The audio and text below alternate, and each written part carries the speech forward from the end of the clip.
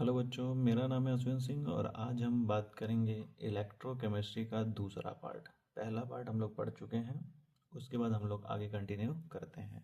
ठीक है, तो बेटा ये लेक्चर दूसरा है, सेकंड लेक्चर है ये।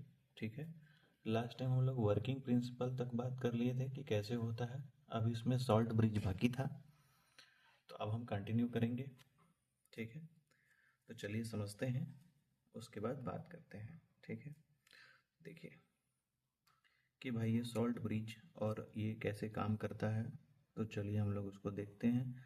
तो हमने एक दो बीकर बना लिया है। ठीक है, एक वाले बीकर में मैंने एक इलेक्ट्रोड रखा है, दूसरे वाले बीकर में भी मैं इलेक्ट्रोड रखा हूँ ना। ये इलेक्ट्रोड मेरा यार थोड़ा अजीब तरीके का है।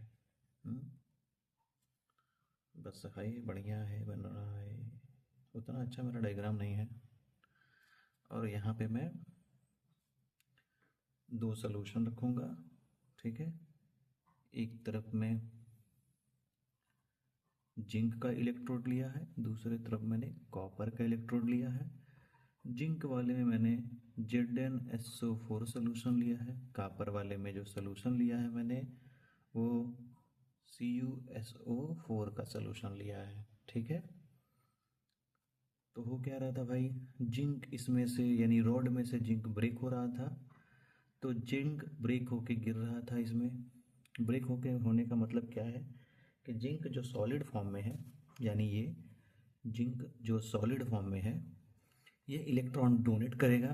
डोनेट करने के बाद इसका थोड़ा सा तरीका बदल जाएगा। कैसा तरीका बदलेगा भाई, इलेक्ट्रॉन डोनेट करने के बाद ये एक्वस में हो जा रहा है, सॉलिड से एक्वस में हो जा रहा है, और इसके पास दो इलेक्ट्रॉन निकल जाएंगे इसके, और इसके बाद दो पॉजिटिव चार्ज आ जाएगा। ठीक है, तो इसका मतलब कि सोल्यूशन में Zn ज़्यादा हो रहा है, बढ़ता चला जाएगा, और जो इलेक्ट्रॉन निकल रहे हैं वो इस पे चले आएंगे। ठीक है, तब इसको हम नेगेटिव बोलेंगे। ये बात समझ आएगी नहीं आएगी। जिंक रॉड में से जिंक सोल्यूशन में आ रहा है Zn+2 के फॉर्म में, और जो इलेक्ट्रॉन निकला है जिंक का वो इस इलेक्ट्रोड पे आ जा रहा है। ठीक है, अब इलेक्ट्रोड में वायर जोड़ के इलेक्ट्रोड से हम दूसरे बीकर के इलेक्ट्रोड से जोड़ देते हैं। ठीक है, तो इलेक्ट्रॉन जो यहाँ आ रहा था अब वो सर्किट के थ्रू यहाँ चला आएगा, इलेक्ट्रॉन का मोमेंट ये हो जाएगा। ठीक है, इतनी बात समझ आ रही है। अब इधर वाले में देख रहे हैं क्या हो रहा है। जो कॉपर सॉलिड है,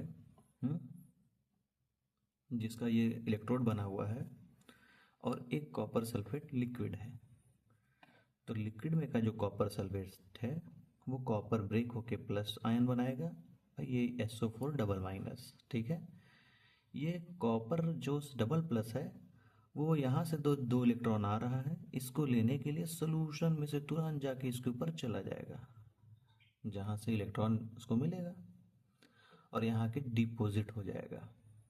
ठीक है, तो यहाँ से दो इलेक्ट्रॉन निकलेगा, तो यहाँ से एक कप दो दो इलेक्ट्रॉन को लेने के लिए एक कॉपर जाएगा, दो इलेक्ट्रॉन ले लेगा, और यहाँ पे डिपॉजिट हो जाएगा सॉलिड के फॉर्म में।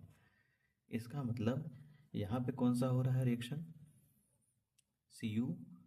Cu+2 यानी एक्वस मीडियम में दो इलेक्ट्रॉन को एक्सेप्ट करने के बाद ये Cu सॉलिड बन गया। ठीक है, इतनी बात समझ आई कि नहीं आई, आ गई।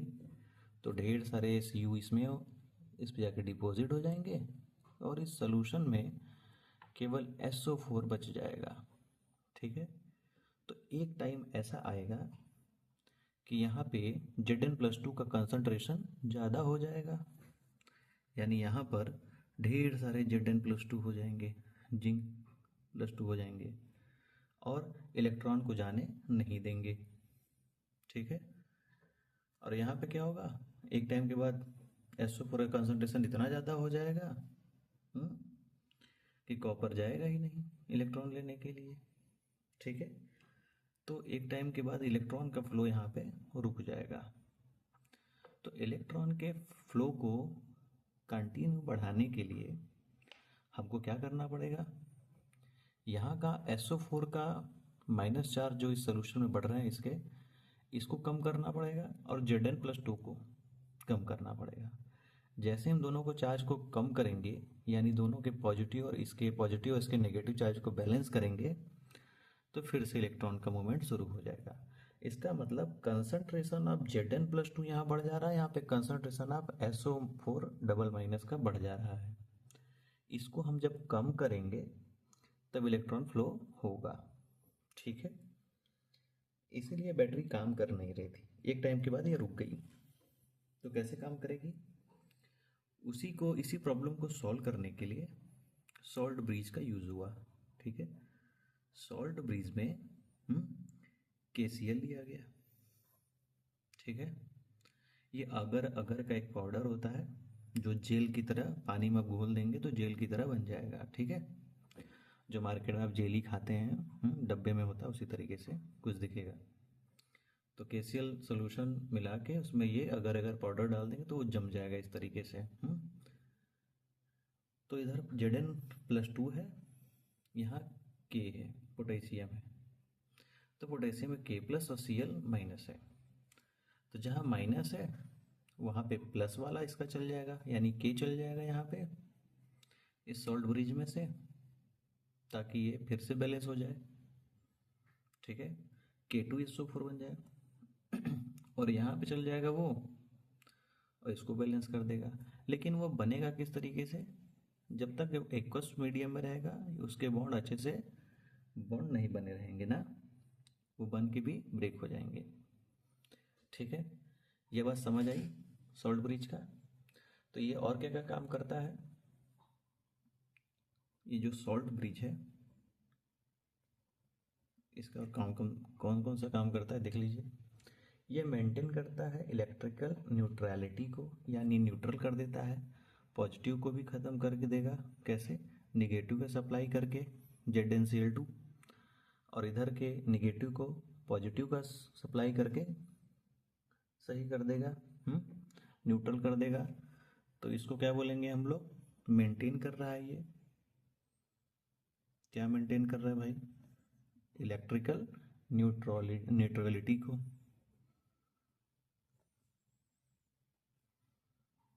न्यूट्रलिटी को बैलेंस कर रहा है, ठीक है।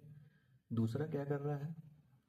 ये अलाउ कर रहा है आयन के फ्लो को, जो एक इधर से इधर, यानी हाफ सेल के इलेक्ट्रॉन इधर से इधर मूव करे, ठीक है। अलाउ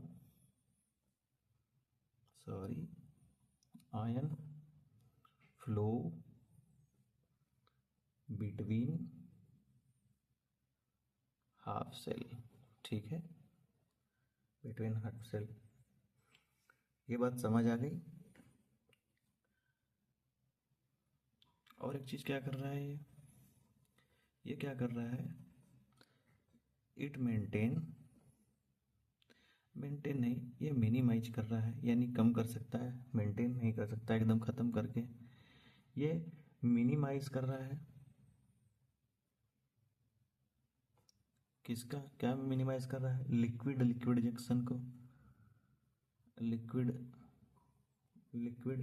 जंक्शन पोटेंशियल को, ये लिक्विड जंक्शन पोटेंशियल क्या होता है भाई समझिए। ये बीकर हो गया, इसमें एक इलेक्ट्रोड ये हो गया, एक इलेक्ट्रोड ये हो गया, ठीक है। ये वाला एनोड हो गया। एनोड का मतलब जिसका ऑक्सीडेशन होता है। ये क्या हो गया? कैथोड, जिसका रिडक्शन होता है। तो इसके ढेर सारे, ये मेम्ब्रेन लगा हुआ है मान लीजिए, ठीक है। तो जो एनोड वाला है, जिसका ऑक्सीडेशन हुआ है, यानी जिसका लॉस ऑफ इलेक्ट्रॉन हुआ है, यानी जो माइनस है और ये प्लस है, ठीक है। माइनस रहेगा तो इसमें ढेर सारे प्लस आ जाएंगे इधर मेम्ब्रेन के इधर, और इस तरफ ढेर सारे माइनस आएंगे, क्योंकि SO4 का माइनस रहेगा, इधर Zn+2 का रहेगा। तो सॉल्ट ब्रिज क्या काम करता है? इसको बैलेंस करेगा, इस जंक्शन को ख़त्म करेगा। क्यों? क्योंकि भाई प्लस वाले को माइनस वाला सप्लाई करेगा, माइनस वाले को प्लस वाला सप्लाई करेगा। किसमें का? केसीएल का। तो ये भी मिनिमाइज करेगा। ठीक है, ये बात समझ में आई। जो जंक्शन ज़्यादा बड़ा रहेगा वो थोड़ा सा कम होगा। ठीक है, ये बात समझ आई कि नहीं? आ गई। चलिए अब अगला टॉपिक हम लोग देखते हैं। अगला टॉपिक क्या है? पढ़ेंगे हम लोग इलेक्ट्रोड पोटेंशियल। क्या पढ़ेंगे? Electrode potential. क्या होता है भाई इलेक्ट्रोड पोटेंशियल? इलेक्ट्रोड पोटेंशियल जो इलेक्ट्रोड के बीच का जो पोटेंशियल डिफरेंस होता है, उसको क्या बोलते हैं? Electrode potential. अभी आप यही सोच रहे होंगे ना? हाँ, ये भी सही है। इसको ई से रिप्रेजेंट करते हैं। तो होता क्या है? A potential difference develop a potential difference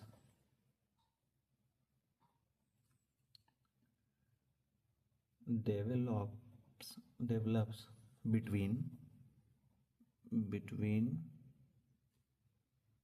the electrode, क्या? इलेक्ट्रोड कौन सा? ये दोनों इलेक्ट्रोड की बात कर रहे हैं ना।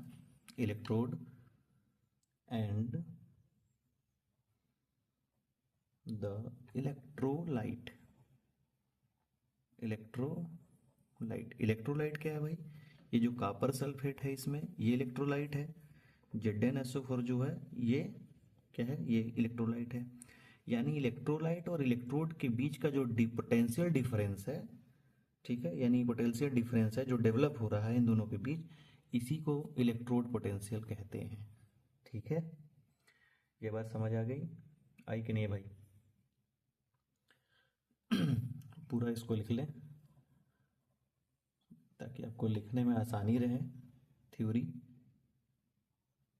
Called electrode potential. Electrode potential.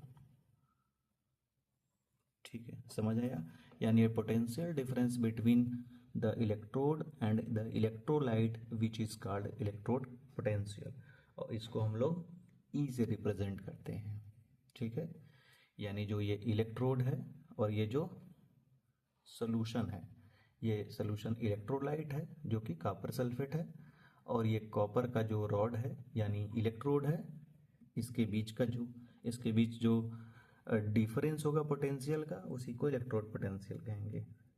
ये बात समझ आ गई? अब समझिए इलेक्ट्रोड पोटेंशियल के लिए क्या क्या फैक्टर है जो इसको अफेक्ट करते हैं। तो लिखते हैं हम लोग फैक्टर अफेक्टिंग।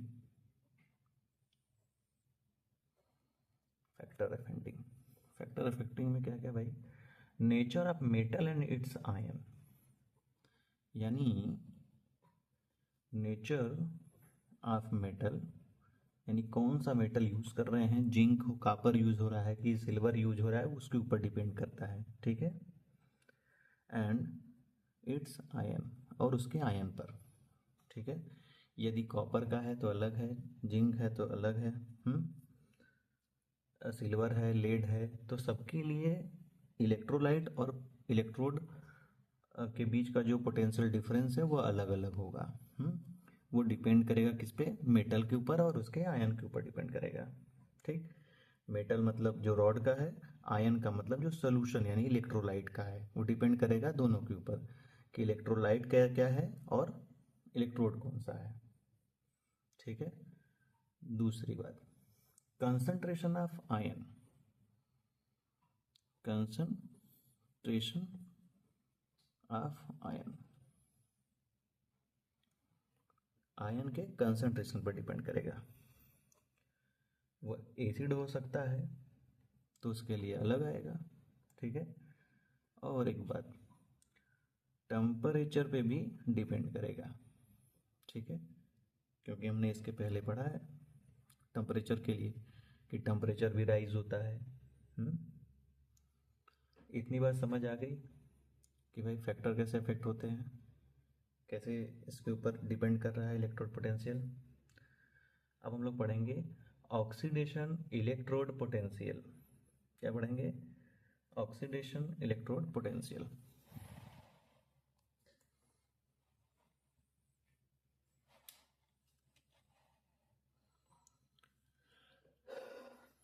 चलिए देखते हैं भाई, ऑक्सीडेशन इलेक्ट्रोड पोटेंशियल क्या होता है ये।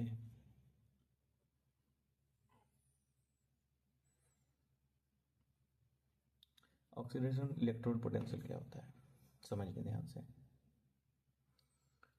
किसी भी मेटल का ऑक्सीडेशन होगा तो उसमें से इलेक्ट्रॉन निकल जाएंगे। इलेक्ट्रॉन निकलेंगे तो मेटल के ऊपर प्लस चार्ज आएगा। वो हो सकता है कि एक चार्ज हो प्लस में, या फिर एक से ज़्यादा हो। एक से ज़्यादा है इसलिए मैं यहाँ पे n लिख रहा हूँ। ठीक है। यानी किसी मेटल का ऑक्सीडेशन होना मतलब इलेक्ट्रॉन का लॉस होना। इलेक्ट्रॉन का लॉस होने का मतलब मेटल के ऊपर प्लस चार्ज आना और इलेक्ट्रॉन निकल जाना। अब इलेक्ट्रॉन एक भी निकल सकते हैं, एक से ज़्यादा भी, तो मैं यहाँ n लिख रहा हूँ। ठीक है। अब वो मेटल है जिंक। अब उसमें जिंक जो है उसके ऊपर प्लस चार्ज आएगा, तो n की जगह 2, प्लस की जगह प्लस। ठीक है। यानी 2 प्लस चार्ज, इसका मतलब 2 इलेक्ट्रॉन निकले हैं जिंक से। ठीक है। इसको मैं इलेक्ट्रोड पोटेंशियल के थ्रू कैसे मैं दिखाऊंगा, यानी इलेक्ट्रोड पोटेंशियल के थ्रू किसी भी मेटल का ऑक्सीडेशन को मैं कैसे शो करूंगा। तो ध्यान से देखिएगा, पहले मैं इलेक्ट्रोड पोटेंशियल के लिए मैं ई लिखूंगा। क्या लिखूंगा? ई लिखूंगा। ठीक है। और मैंने अभी बताया है कि इलेक्ट्रोड पोटेंशियल इलेक्ट्रोलाइट और इलेक्ट्रोड के बीच होता है। ठीक है। ऊपर मैंने पढ़ाया है किसके बीच हो रहा है, इलेक्ट्रोलाइट के बीच होता है और इलेक्ट्रोड के बीच में होता है। ठीक है। तो इलेक्ट्रोड का मेटल और इलेक्ट्रोलाइट का आयन। ठीक है। तो जो मेटल है हम्म, वो तो भाई इलेक्ट्रॉन लॉस कर रहा है। ठीक है। तो इलेक्ट्रॉन लॉस कर रहा है तो उसके लिए क्या लिखेंगे? मेटल लिखेंगे, यानी इलेक्ट्रोड का मेटल। फिर ऐसे खींचेंगे लाइन एक ऑब्लिक की तरह, और वो इलेक्ट्रॉन लॉस कर दिया है, तो लॉस करने के बाद उसके ऊपर प्लस चार्ज आए हैं, तो मैं इसके ऊपर n+ लिखूंगा। ठीक है। और यदि मैं इसको जिंक के लिए लिख रहा हूं तो मैं E लिखूंगा, यानी पोटेंशियल डिफरेंस किसके बीच का, इलेक्ट्रोड और इलेक्ट्रोलाइट के बीच का। तो हम इसको इलेक्ट्रोड पोटेंशियल बोल रहे हैं, ई से रिप्रेजेंट कर रहे हैं। तो मेटल की जगह जिंक हो गया, ऑब्लिक लिखेंगे, और m की जगह फिर से जिंक आएगा। n की जगह 2 इलेक्ट्रॉन है, यानी ये वाला 2+ हो गया। तो हम किसी मेटल के लिए इलेक्ट्रोड पोटेंशियल हमें लिखना आ गया, जो ऑक्सीडेशन के केस में है। रिडक्शन के केस में भी होगा, बताते हैं। बस इसको इधर और इसको इधर कर देंगे। ठीक। इसका तो हो नहीं रहा है तो हम इसको नहीं करेंगे, जिसका होगा उसको करेंगे। ठीक है। तो रिडक्शन के लिए देख लेते हैं। तो रिडक्शन के लिए मैं देखूं, रिडक्शन के लिए क्या, इलेक्ट्रोड पोटेंशियल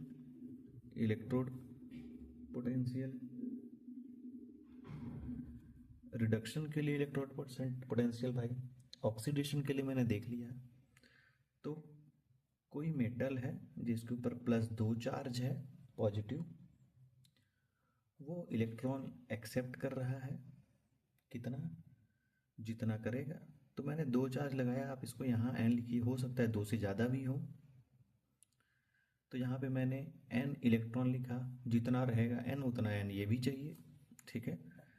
तो ये मेटल में कन्वर्ट हो जा रहा है, यानी सॉलिड में। यहाँ पे ये एक्वस में था, जब भी आयन फॉर्म में लिखते हैं नहीं वो एक्वस में रहेगा। ठीक है।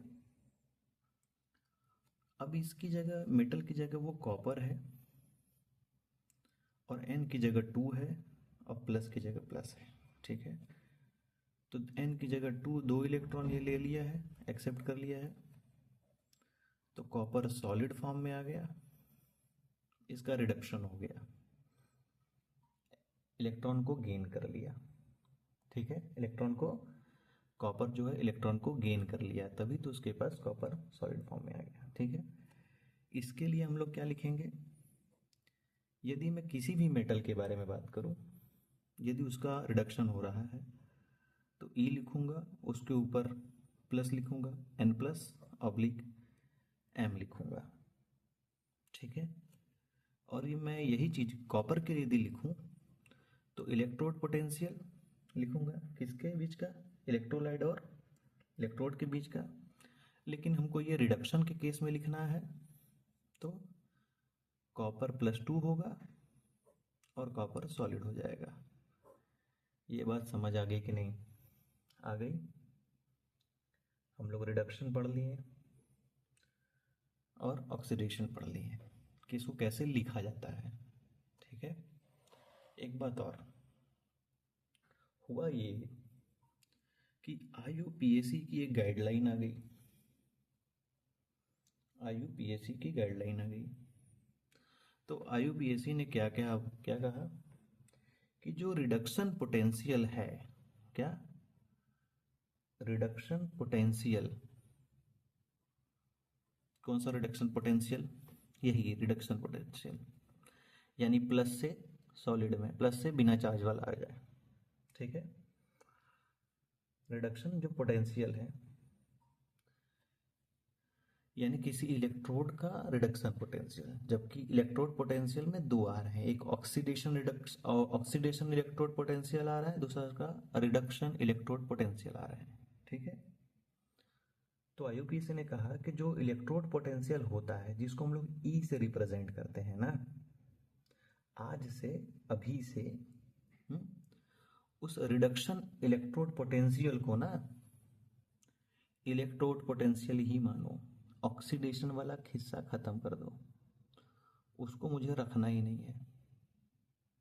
ठीक है, यानी जो रिडक्शन पोटेंशियल है RP, उसी को ही हम आज से इलेक्ट्रोड पोटेंशियल हम कहेंगे। ठीक है, ये बात समझ आ गई? बोलो भाई, आ गई कि नहीं आ गई? आ गई। दोनों में फर्क क्या है अभी भी समझ लीजिए। जो ऑक्सीडेशन पोटेंशियल है, उसको मैं यदि रिडक्शन पोटेंशियल लिखूंगा के फॉर्म में लिखूं, यानी मैं इक्वल करूं, तो रिडक्शन पोटेंशियल जब भी लिखूंगा मैं किसके, ऑक्सीडेशन के फॉर्म में लिख रहा हूं, तो मुझे वो वैल्यू सेम रखनी है, बस हमको ऑक्सीडेशन पोटेंशियल लिख देना है। ठीक है, यानी इन दोनों में ज़्यादा फर्क नहीं है ऑक्सीडेशन रिडक्शन में। इस वैल्यू को, यानी कॉपर को मैं इधर कर दे रहा हूँ और इसको इधर कर दे रहा हूँ तो ऑक्सीडेशन हो जा रहा है, इसको इधर और इसको इधर कर दे रहा हूँ तो रिडक्शन हो जा रहा है। ठीक है, तो उसने क्या कहा भाई, जो वैल्यू है ना उसमें माइनस लगा देंगे, ऑक्सीडेशन पोटेंशियल यदि दिया है उसमें माइनस लगा दीजिए आप, तो उसको रिडक्शन पोटेंशियल के बराबर हो जाएगा। समझ आ रहा है? आ रहा है कि नहीं भाई? आ गया। यदि रिडक्शन पोटेंशियल बोल रहा है तो मुझे समझ जाना है क्या कि रिडक्शन पोटेंशियल है, और उसी को इलेक्ट्रोड पोटेंशियल कहते हैं। और यदि ऑक्सीडेशन पोटेंशियल बोला है तो हमको समझ जाना है कि हमको उस वैल्यू के आगे माइनस लगा हुआ है। यदि ऑक्सीडेशन पोटेंशियल दिया है तो हम कैसे पहचानेंगे, यदि वैल्यू ये लिखी गई हो, यदि ये लिखा गया हो, एग्जाम्पल देखिए, यदि लिखा गया हो E यहाँ कॉपर और ये +2 लिखा हो, तो हम लोग कहेंगे ये ऑक्सीडेशन पोटेंशियल है। क्या है? इसकी वैल्यू मान लो 4.44 दे दिया है, ठीक है, पोटेंशियल है तो ये वोल्ट में होगा। ठीक है, ये ऑक्सीडेशन है। अब हमको इसको रिडक्शन बनाना है तो बहुत आसान है, मैंने बताया है कि ऑक्सीडेशन वाले के आगे बस माइनस लगा दो, ये मैं माइनस यहाँ लगा दूंगा। अब ये रिडक्शन पोटेंशियल बन गया। ठीक है, इतनी बात समझ आई कि नहीं आई? आ गई? बोलो भाई, आ गई? अब थोड़ा सा और अच्छे से देखते हैं।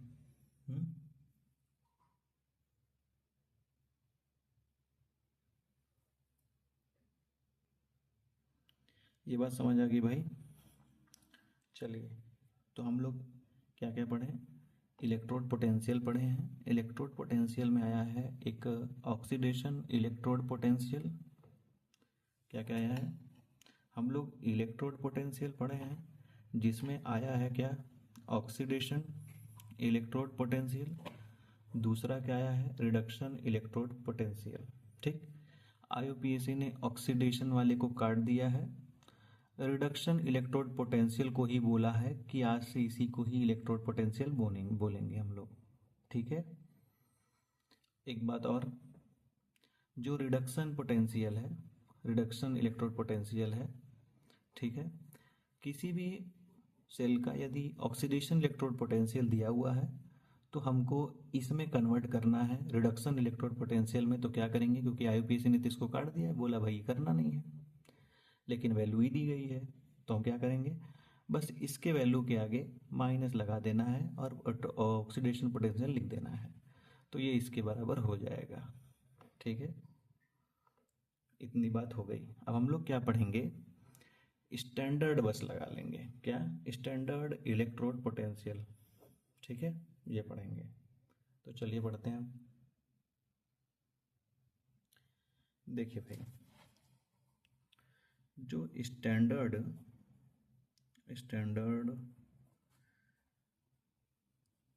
इलेक्ट्रोड पोटेंशियल होता है, ठीक है, क्या स्टैंडर्ड इलेक्ट्रोड पोटेंशियल होता है और जो केवल इलेक्ट्रोड पोटेंशियल होता है, दोनों में बहुत ज़्यादा डिफरेंस नहीं होता है, बस कुछ क्राइटेरिया है। क्या?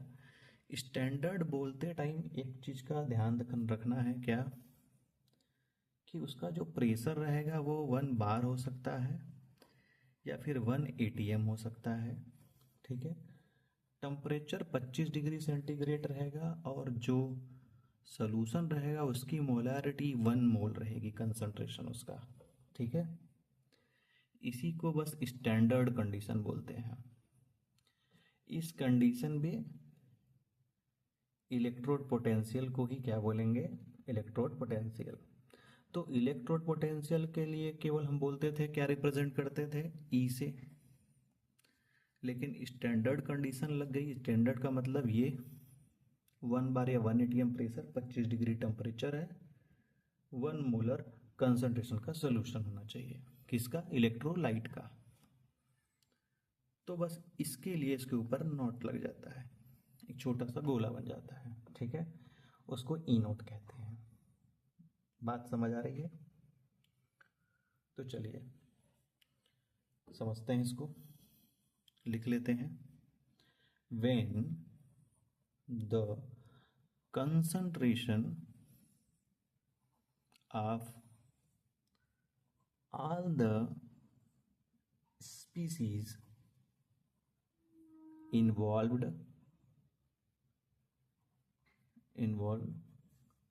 in a half cell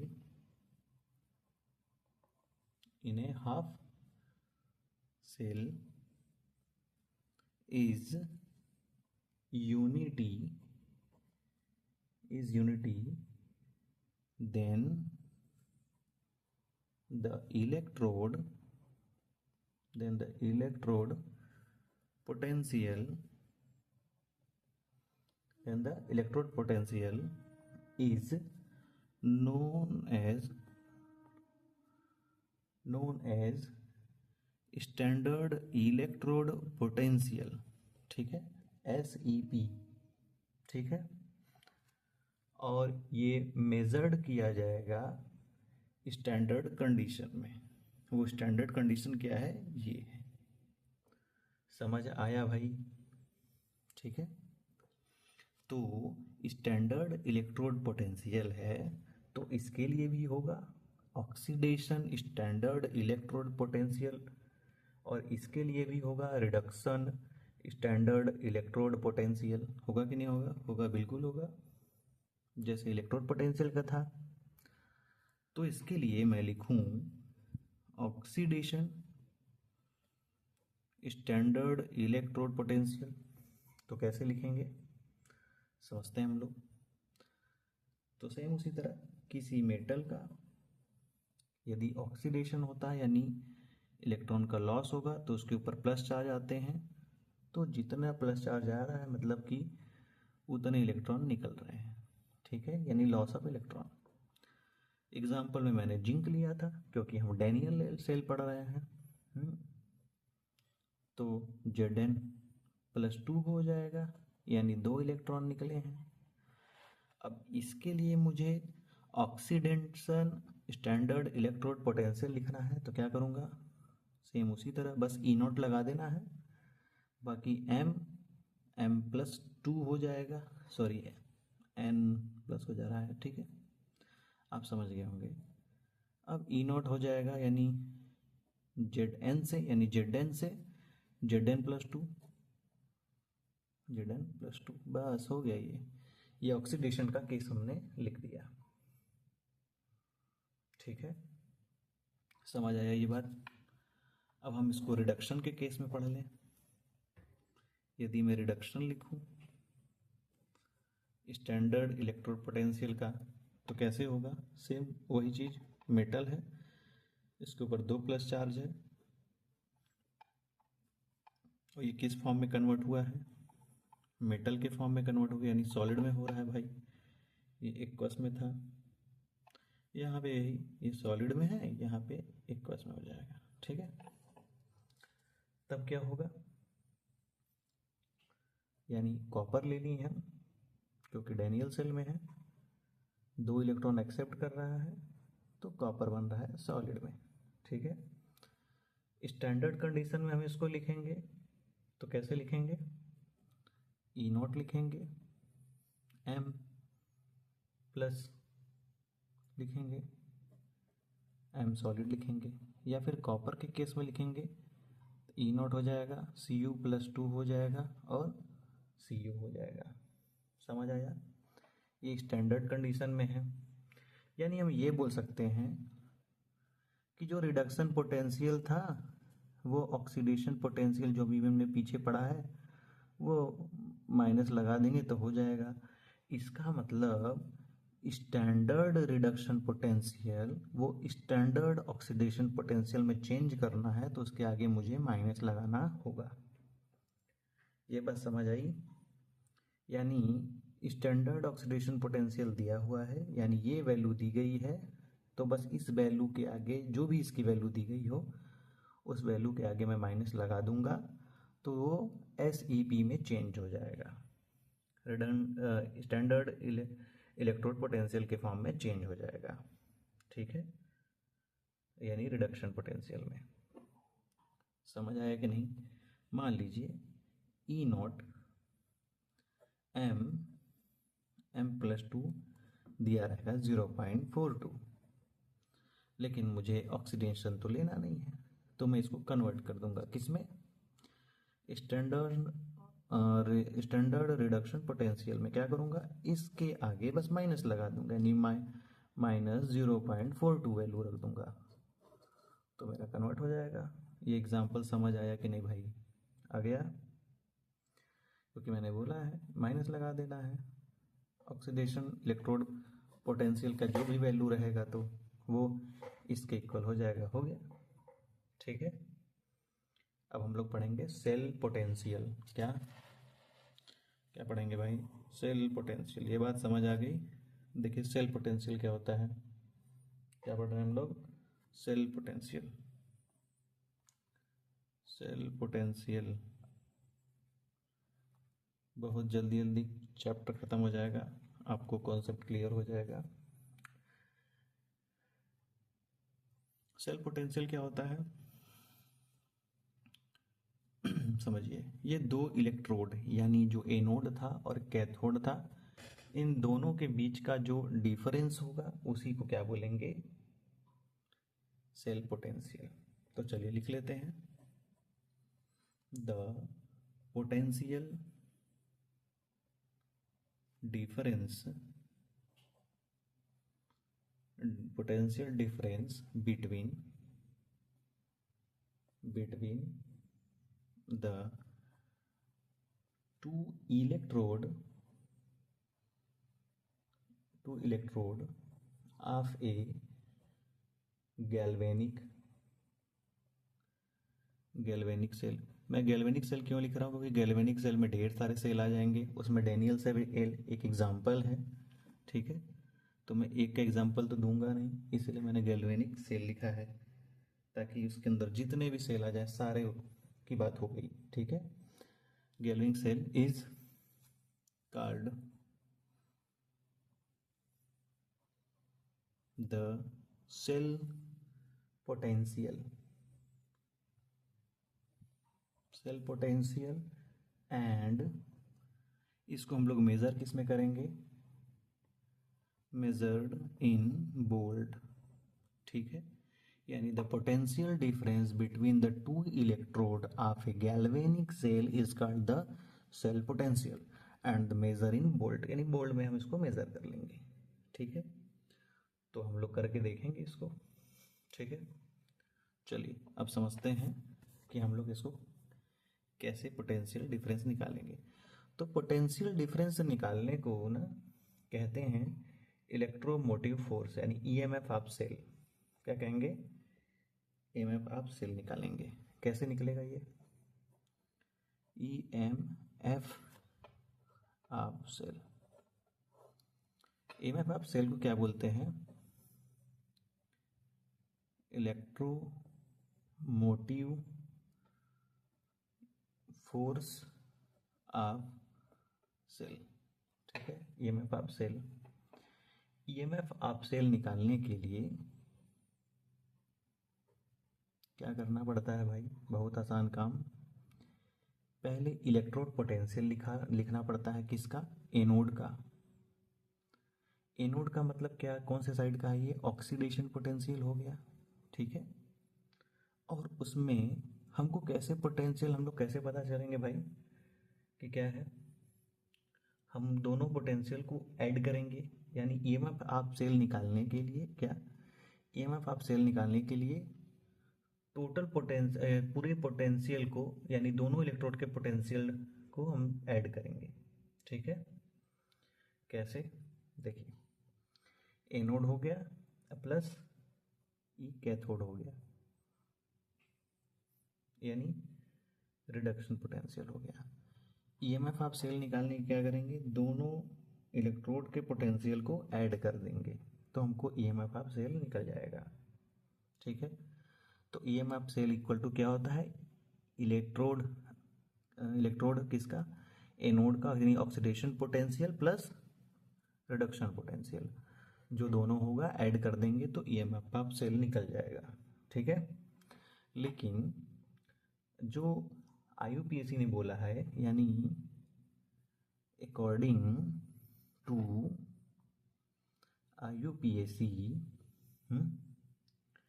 बोला है कि भाई जो रिडक्शन पोटेंशियल है ना, उसमें माइनस कर देंगे तो ऑक्सीडेशन पोटेंशियल होता है, और हमको हमेशा रिडक्शन पोटेंशियल के ही फॉर्म में लिखना है, ठीक। क्या करना है? रिडक्शन पोटेंशियल के ही फॉर्म में लिखना है, यानी ई वाला नहीं लिखना है। ये जो भी रहेगा वो माइनस के फॉर्म में रहेगा। दो ठो लग गया यार इसमें, माइनस के ही फॉर्म में रहेगा। तो हम इसको क्या करेंगे? माइनस के फॉर्म में लिखेंगे। देखिए कैसे लिखते हैं, यानी माइनस ई एनोड हो गया प्लस ई कैथोड हो गया, ठीक है। हो गया कि नहीं? तो यानी ईएमएफ ऑफ सेल, यानी ई सेल इक्वल टू क्या हो जाएगा? इसको इधर कर देंगे, हैं, तब सही से लिखा जाएगा। तो ई कैथोड कैथोड दिख ही नहीं रहा होगा ना, ई इसको इधर कर दिया, यानी ई कैथोड माइनस ई एनोड हो गया। ठीक है, ये बात समझ आई कि नहीं आई भाई? कैथोड इधर, ये इधर क्यों हुआ? क्योंकि हमें हमेशा रिडक्शन पोटेंशियल लिखना है किसी भी सेल का। ठीक है, यदि ऑक्सीडेशन दिया है तो उसको माइनस कर देंगे, माइनस लगा लेंगे।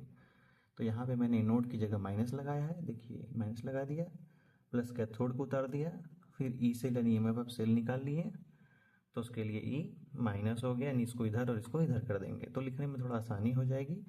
तो कैथोड में से एनोड घट गया। ठीक है, यहाँ तक हम लोग समझ लिए। कोई दिक्कत? समझ आ गई? तो भाई चलो नोट कर लो।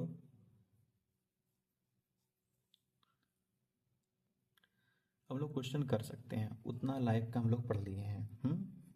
चलिए एक दो क्वेश्चन करके देखते हैं, आया तो ठीक है, नहीं आया तो फिर से पढ़ेंगे। हार मानने वाली कोई चीज़ है नहीं है। ठीक है, अरे आपको फिर से पढ़ना पड़ेगा, मुझे नहीं पढ़ाना है। ठीक है, आगे ही पढ़ाऊँगा। तो चलो भाई क्वेश्चन देख लेते हैं, आप लोग लिख लिए होगे तो मेरे पास एक क्वेश्चन है। चलिए देखते हैं क्वेश्चन क्या है। क्वेश्चन दिया, क्या दिया है? स्टैंडर्ड, पहले ही दे दिया स्टैंडर्ड। स्टैंडर्ड सेल पोटेंशियल, क्या? Standard cell potential.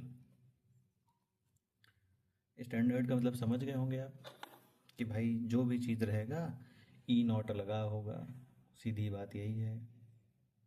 Molarity fix होगी 1 मोलर। ठीक है, प्रेशर भी फिक्स होगा, इतनी बात दिमाग में आनी चाहिए। स्टैंडर्ड नाम सुनते ही इतनी बात आनी चाहिए, और ई के ऊपर नॉट लग जाना चाहिए।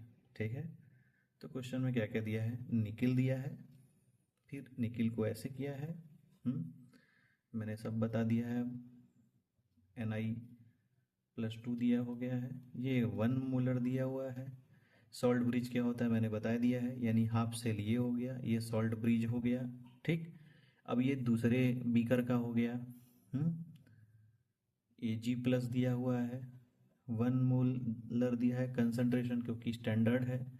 ऑब्लिक दिया हुआ है और Ag दिया हुआ है। इतनी बात आपको समझ में आ गई होगी।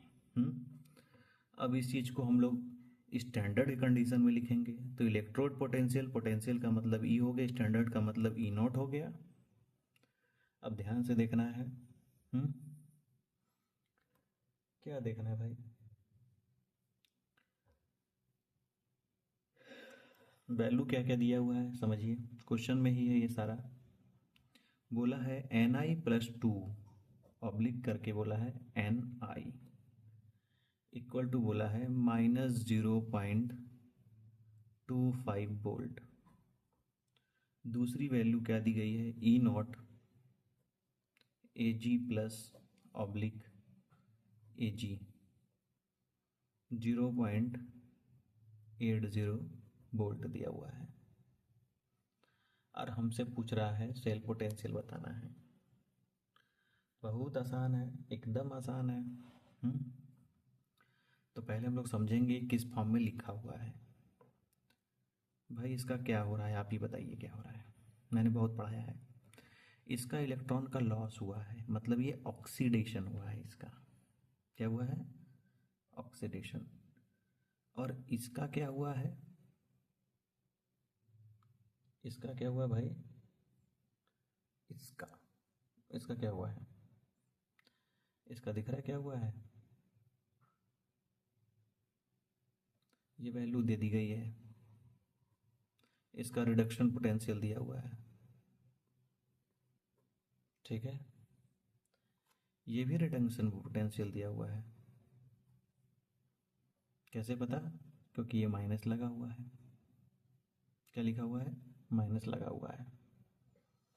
चलिए, अब इतनी बात समझ आ गई। तो ई सेल जो लिखते थे, अब हम स्टैंडर्ड कंडीशन, तो ई नॉट सेल। फार्मूला मेरा क्या था? ई कैथोड हो गया था चेंज होके, फिर ई एनोड हो जाएगा, ई नॉट एनोड हो जाएगा। रिडक्शन की वैल्यू कैथोड दिया है, तो कैथोड के लिए क्या वैल्यू है? 0.80 वोल्ट।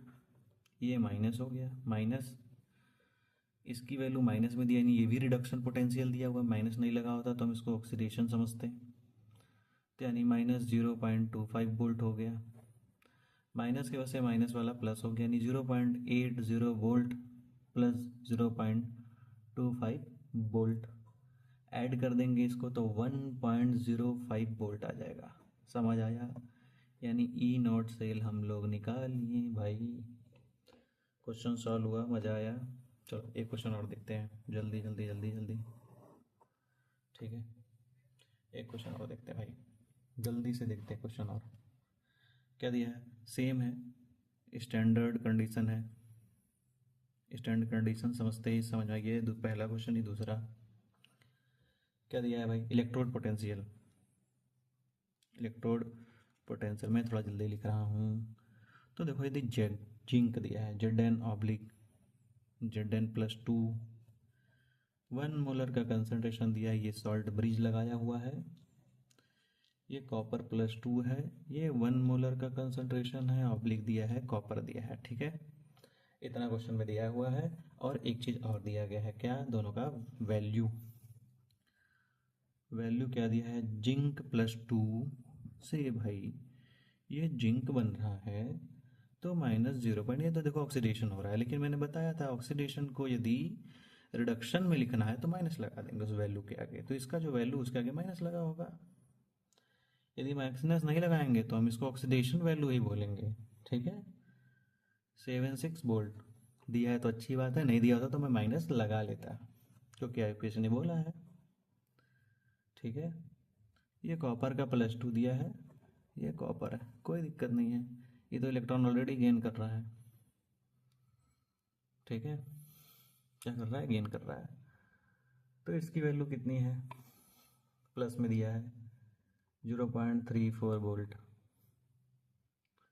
ठीक है, तो इसका तो भाई रिडक्शन पोटेंशियल दिया, माइनस दिया, ये भी क्या हो रहा है? रिडक्शन हो रहा है, क्योंकि कॉपर हमेशा ऐसे होता है। एक बात और समझेंगे ध्यान से, जिसका ऑक्सीडेशन होता है, मैंने बताया था लोन वाले में और RRCP वाले में बताया था मैंने, क्या कि हमेशा राइट साइड रिडक्शन लिखेंगे और ऑक्सीडेशन को हमेशा लेफ्ट साइड लिखेंगे। क्वेश्चन में यदि इधर का इधर दे दिया, इधर का इधर दे दिया ना, तो हमको सही करके लिखना पड़ेगा। उसी तरह हम सॉल्व नहीं कर सकते कभी भी। ठीक है, ये बात हमेशा याद रखिएगा, क्योंकि क्वेश्चन में हमेशा इसको इधर कर देगा। सिंपल देगा तो कोई भी कर लेगा। ठीक है, तो इसको इधर दे सकता है और इसको इधर देगा, लेकिन आपको समझ में आना चाहिए कौन इलेक्ट्रॉन डोनेट कर रहा है, कौन एक्सेप्ट कर रहा है। ठीक है, तो भाई इसका रिडक्शन पोटेंशियल दिया है, चलो कैलकुलेट करते हैं। स्टैंडर्ड कंडीशन है तो E0 से लिखेंगे और बिंदी लगा देंगे ताकि समझ में आ जाए कि इसका शादी हो चुका है बिंदी लगाने के बाद। अरे स्टैंडर्ड कंडीशन हो गया ना भाई। ई एनोड हो जाएगा। ठीक है, आ गया। ई कैथोड की वैल्यू कितनी है भाई? जल्दी बता दो, जल्दी बताओ कितना आ रहा है।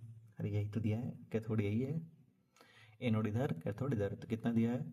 0.34 वोल्ट दे दिया है। फिर हम माइनस लगाएंगे, जो पहले से परंपरा चली आई है वो वाली, माइनस E0। एनोड का क्या लिखेंगे? जो हमने परंपरा बदली है भाई, माइनस लगा के रखा है। यदि नहीं लगा होता तो हम लगा लेते, क्योंकि बड़े पापा बोले हैं ना, IUPAC बोला है इसलिए।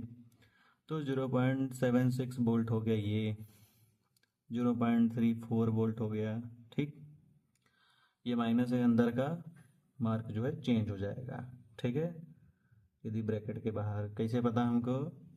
क्योंकि ये परंपरा है प्लस 0.76 वोल्ट हो गया। ये भी वोल्ट ही हम लिख नहीं रहे बस। ठीक है, तो कितना आ जाएगा? 1.1 वोल्ट आ जाएगा भाई। समझ आया? एक क्वेश्चन आपके लिए मैं दे रहा हूँ, सॉल्व कर लीजिएगा, नहीं तो हम ही को कराना पड़ेगा। ठीक है, क्वेश्चन वही है, सेम लाइन है, बस Zn है, ये Zn+2 मैंने दिया है, इसकी वैल्यू 1 मोलर दिया है, समझ जाओ स्टैंडर्ड हो गया। Pb+2 दे दिया है, इस बार मैंने 1 मोलर दे दिया है, ऑब्लिक Pb दे दिया है। ठीक है, तो जो E दिया है वैल्यू मैंने E0 का, वो Zn Zn+2 दिया है, प्लस 0.76 वोल्ट दिया है, ठीक है। और यहाँ पे E0 PB से PB+2 हो रहा है, 0.13 वोल्ट दिया है, ठीक है। थोड़ा ध्यान से करिएगा, बहुत ज़रूरी क्वेश्चन है ये, ठीक है। तो कैथोड वाला कौन है, एनोड वाला कौन है, आपको ध्यान देना है, तब जाके क्वेश्चन सॉल्व होगा, ठीक है। मैंने क्वेश्चन पढ़ाया भी हुआ है भाई। तो ये बेसिक क्वेश्चन है जिस पे ये कॉन्सेप्ट क्लियर होते हैं, इसीलिए एक ही क्वेश्चन बार बार आ सकता है, ठीक है। तो आज का यहीं पे ख़त्म करते हैं, अगला टॉपिक हम लोग कल पढ़ेंगे, यानी अगले क्लास में पढ़ेंगे, अगले लेक्चर में पढ़ेंगे। तब तक के लिए बाय बाय। आप मेहनत करिए, चैप्टर को कंप्लीट करिए, ठीक है। अब आप एनसीईआरटी के कुछ क्वेश्चन लगा सकते हैं जो ई सेल पे रहते हों या होंगे, वो वाले क्वेश्चन लगा सकते हैं, ठीक है। चलो बाय बाय तब तक के लिए। और यदि कोई क्वेश्चन में किसी कॉन्सेप्ट में दिक्कत है, कमेंट में करिएगा, मैं उसको वीडियो तुरंत डाल दूँगा, ठीक है। Thank you.